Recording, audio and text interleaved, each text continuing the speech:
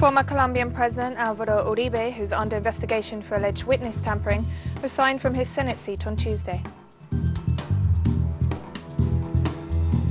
Palestinian President Mahmoud Abbas held a meeting with Palestinian resistance movements on Tuesday to address the deal signed between Israel and the United Arab Emirates. Soldiers in Mali have arrested the president and prime minister, sparking fears that a military coup could be in the making. From the headquarters of Telesur English in Havana, Cuba, this is From the South, and I'm Katrina Goss.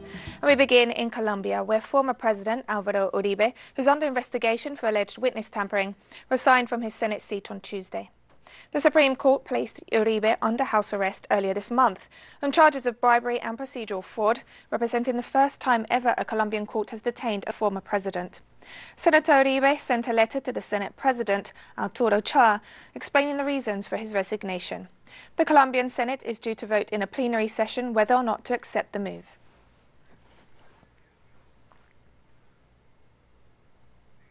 Meanwhile, Colombian lawmaker for the Alternative Democratic Pole Party, Ivan Cepeda, noted that Uribe's resignation does not affect the ongoing investigations against him.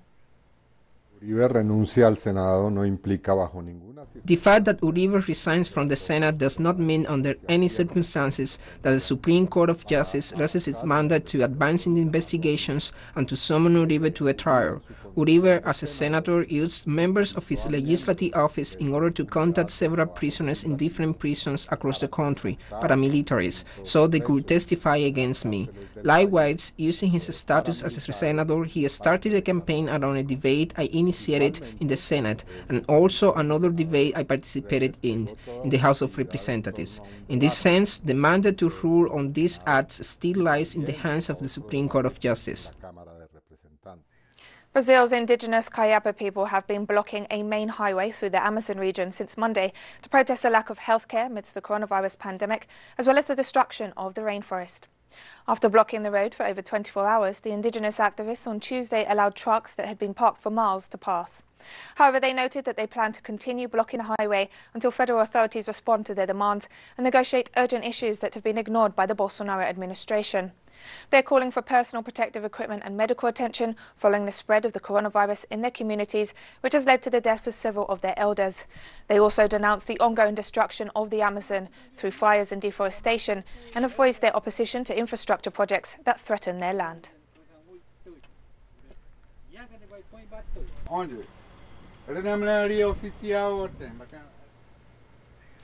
And the Brazilian government of far-right President Jair Bolsonaro has proposed budget cuts in the health sector in the midst of the crisis sparked by the coronavirus pandemic. Experts warn that if the 2021 health budget is approved, it would further undermine the already weak public health system. National Health Council Technical Advisor Francisco Funcia calculated that the budget represents a cut of $35 billion for the next year. Specialists have stressed that it's necessary to guarantee an emergency platform in order to cover the expenses for vaccination against COVID-19 and invest and expand healthcare centres, among other actions, in order for Brazil to overcome the crisis sparked by the pandemic, which has seen it report the second highest caseload and death toll in the world.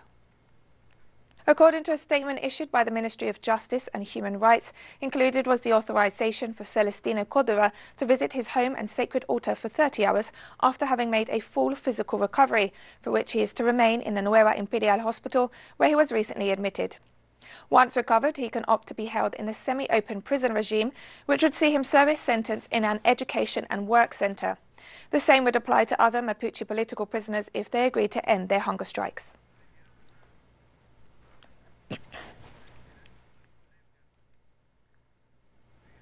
In Ecuador, the Citizens' Revolution movement has drawn up its strategy for the February 2021 presidential election. Andrés Arauz and former President Rafael Correa were selected as candidates for the presidency and vice presidency, respectively. This is not the first time that Arauz and Correa team up, as the former served as a minister during Correa's presidency. The official presentation of the running mates took place this Tuesday in Quito and at Ecuador's consulate in Belgium, where Correa currently resides. Arauz is an economist and mathematician with several degrees and a doctorate from the National Autonomous University of Mexico. During the government of Rafael Correa, he was appointed Minister of Knowledge and Human Talent and was simultaneously Minister of Culture for a short period.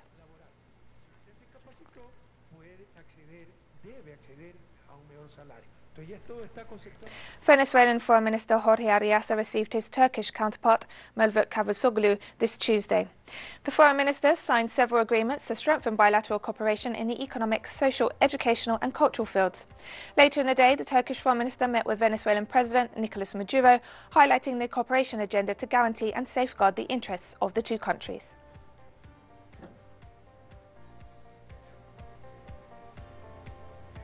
During his daily press conference on Tuesday, Mexican President Andrés Manuel López Obrador commented on a widely circulated video that appeared to show the corrupt activities of former Senate staffers.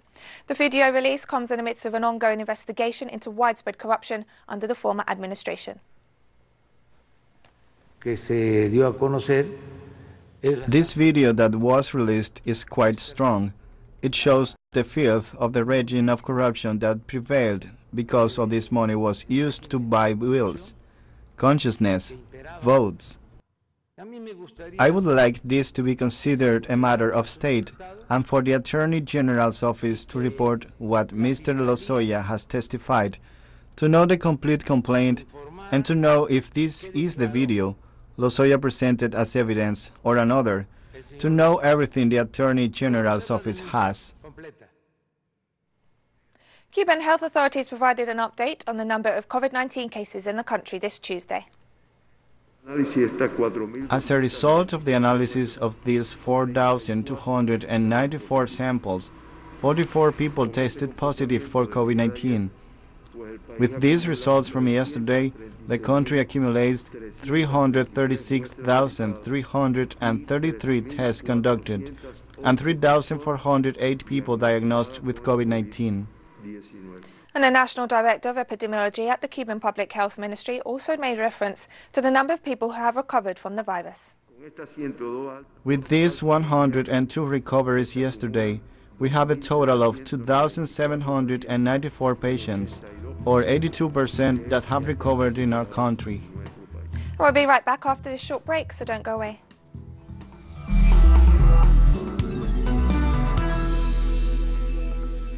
Welcome back to From the South. Palestinian President Mahmoud Abbas held a meeting with representatives of Hamas and other Palestinian resistance movements on Tuesday to address the deal signed between Israel and the United Arab Emirates to normalize their ties.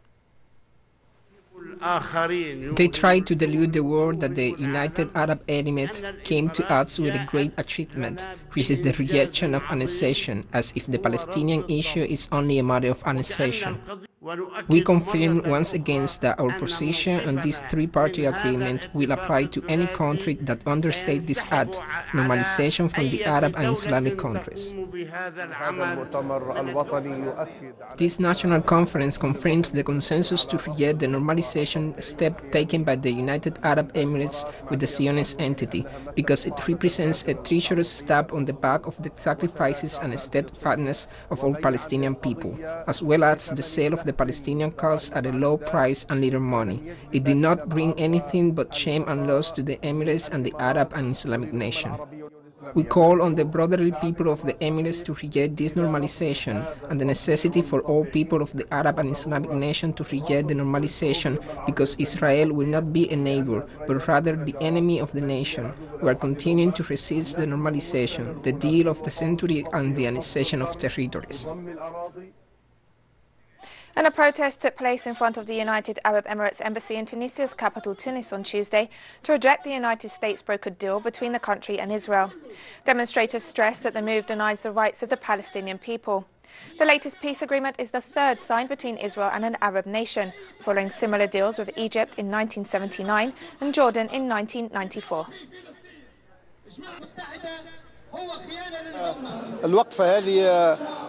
This rally is to denounce what the United Arab Emirates has done, a step towards normalization with the Zionist entity which we consider shameful and which testifies to a denial of the rights of the Palestinian people through Israeli integration in the region and a renunciation of the choice of resistance.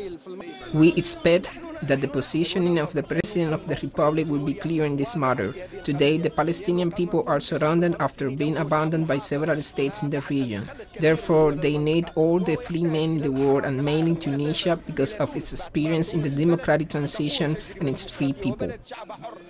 Gaza's only power plant shut down on Tuesday, leaving the occupied territory's 2 million residents with only 4 hours of electricity a day after Israel cut off fuel supplies. The Israeli regime has escalated its attacks, bombing sites in the Gaza Strip every night for the past week, while claiming to target Hamas facilities as it causes widespread damages, including to agricultural land. The closure of the power plant further reduces the supply of electricity in the territory, which was already experiencing frequent widespread blackouts at the height of the summer due to the limited fuel available as Israel tightens its blockade against the Palestinian people.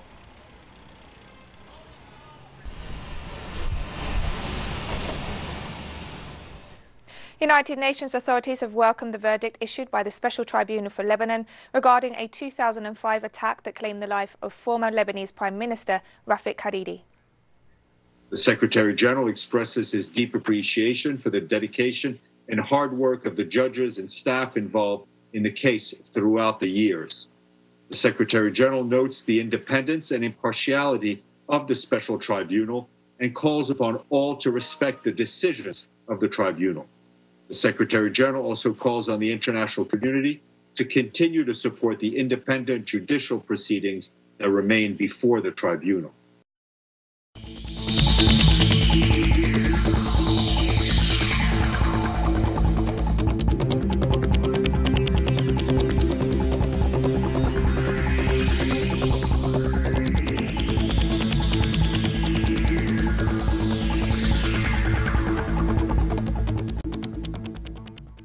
The director of the Pan American Health Organization has stressed that the COVID-19 pandemic has caused a mental health crisis in the region, while noting that domestic violence cases are on the rise in the midst of lockdowns. The COVID-19 pandemic has caused a mental health crisis in our region at a scale that we've never seen before. It is urgent that mental health support is considered a critical component of the pandemic response. Mental health illness is a silent epidemic that has affected the Americas well before COVID-19.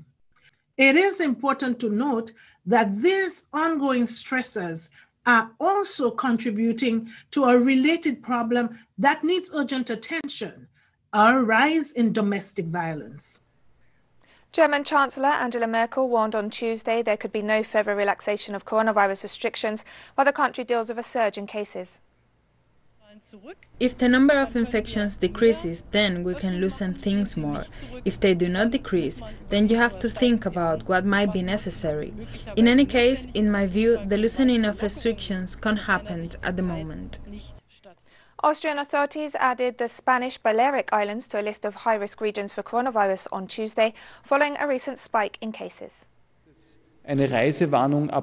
Concretely, there will be a travel warning for the Balearic Islands starting Monday. This means that all people who are currently on holiday there can of course still continue their holiday. Those who return after Monday are obliged to get tested or to go into quarantine for 14 days. We have more stories coming up after this final short break, so stay with us.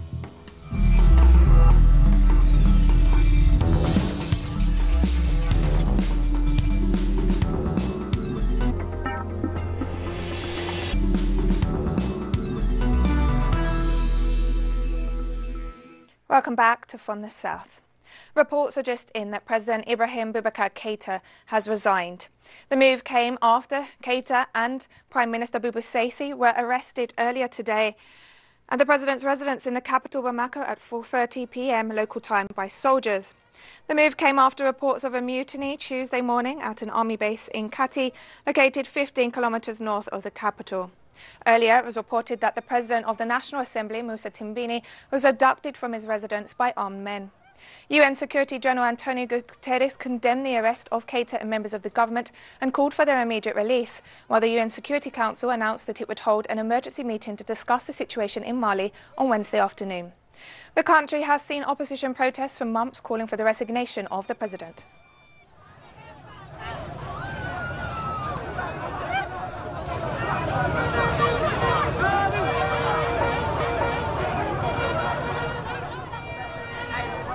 On Tuesday, the United Nations Security Council addressed the worrying situation surrounding the FSO Safer oil supertanker, which has been anchored north of the Yemeni port of Hodeidah for 5 years, while also noting the humanitarian situation in the country in the midst of the ongoing conflict. The Security Council reiterated their deep alarm at the growing risk that the Safer oil tankers could rupture or explode. They noted that it has now been over a month since the Houthi announcement approving UN access to the Safer oil tanker. The members of the Security Council expressed their deep concern at the funding shortfall, which exacerbates the acute malnutrition in Yemen, and called on all donors, including in the region, to step up pledges and swiftly disburse funding to the United Nations and save lives. Authorities in Greece and Cyprus continue to call on the European Union to take action following Turkey's latest moves in the eastern Mediterranean region.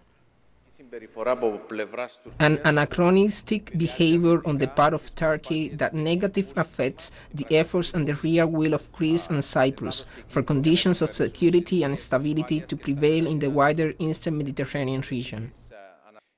For a long time, Cyprus and Greece have pointed out that the appeasement of Mr. Erdogan will result in an unprecedented escalation of Turkey's delinquent behavior, and unfortunately, this is what we are experiencing today in different directions and at different levels. The escalation of Turkish aggression is directed against the European Union and must therefore lead to the escalation of the European reaction to deal with it. Turkish provocations show contempt for the clear positions of the European Union, the US and the states of our region. They denigrate European values, international law and the law of the sea. Turkish authorities announced on Tuesday that preparations are ongoing for the reopening of schools on September 21st, despite reporting increases of over 1,000 coronavirus cases per day. Within the framework of the protocol we signed with the Turkish Standards Institute and the framework of the protocol signed by the Ministry of Education, about 2,000 inspectors are currently being trained. These inspectors will evaluate our private and public schools and will give out My School is Clean certificates to our schools that meet these standards. In the school's common areas and in specific points, there is hand disinfectant and stickers calling for 1 meter of social distancing. And our classrooms are widely spaced and were arranged so our students, so our children can sit while social distancing. We haven't seen any issue or anything. In this regard, we are very happy about our school. Kenyan health authorities confirmed 271 new COVID-19 cases on Tuesday, pushing the total over 30,000.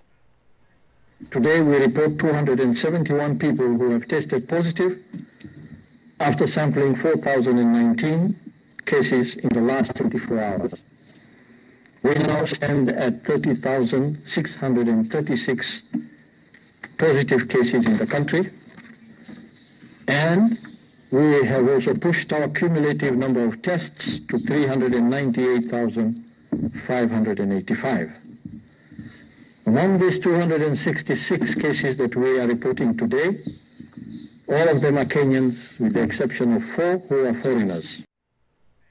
And Kenyan authorities also called on young people to avoid reckless behavior and observe restrictions in order to curb the spread of COVID-19. Young, healthy people without any underlying condition also succumb to this disease.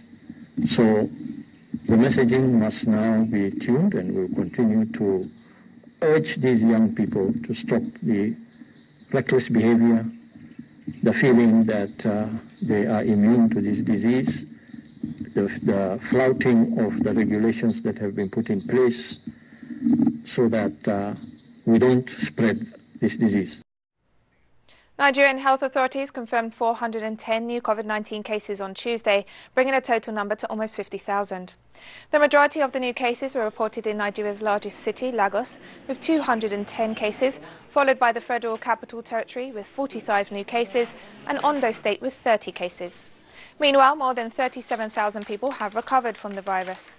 The death toll stands at 981 after 4 new fatalities were reported this Tuesday.